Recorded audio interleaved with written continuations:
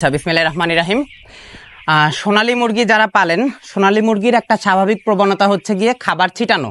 এরা যখন খায় খাবার সব হচ্ছে ছিটায় ছিটায় মাটিতে ফেলে।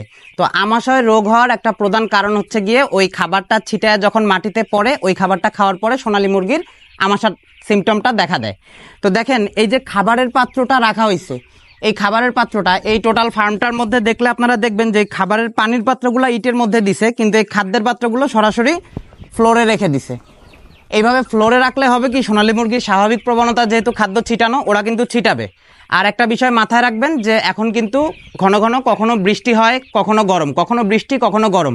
তো এই যে সব কিছু মিলায় যে আবহাওয়াটা, এই আবহাওয়াটা হচ্ছে সোনালী মুরগির আমাশয় রোগ ধরার জন্য সবচেয়ে সুইটেবল একটা আবহাওয়া। এই সময় সবচেয়ে বেশি হয়, কারণ আবহাওয়াটা এখন ড্যাম হয়ে যায়। তো এই ভুলটা কখনো করা যাবে না যে এই খাবারের পাত্রটা সব সময় একটা ইটের উপরে রাখবেন। অনেকের খাবারের পাত্রে আবার দেখা যায় এই যে এই চাকতিটা আপনারা দেন না। তো এই ভুলটা করা যাবে না, এই চাকতিটা অবশ্যই দিবেন। এটা দিলে এমনিতেই সোনালী মুরগি খাবার ছিটায়, চাকতিটা দেয়া থাকলে হয় কি খাবার ছিটানোর পরিমাণ কমে। আর এই পাত্রটা সব সময় রাখবেন একটু উঁচু জায়গায়, হয়তো উপর দিক থেকে ঝুলাই দিবেন, নয়তো ইটের উপরে বসাই দিবেন, যেন খাবারটা ছিটায়া ওই খাবারটা মাটিতে পড়বে, সেই খাবারটা খুঁটে খুঁটে মুরগি যেন না খাইতে পারে। খাবারটা যত কম ছিটাবে মুরগির আমাশার প্রবণতা তত কমবে। তো এই বিষয়টা মাথায় রাখবেন।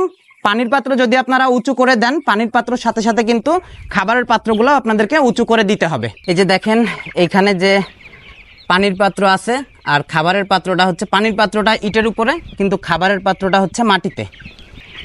তো এই কাজটা যদি করেন, এই কাজটা করলে কিন্তু মুরগির আমাশা কখনোই ছাড়বে না।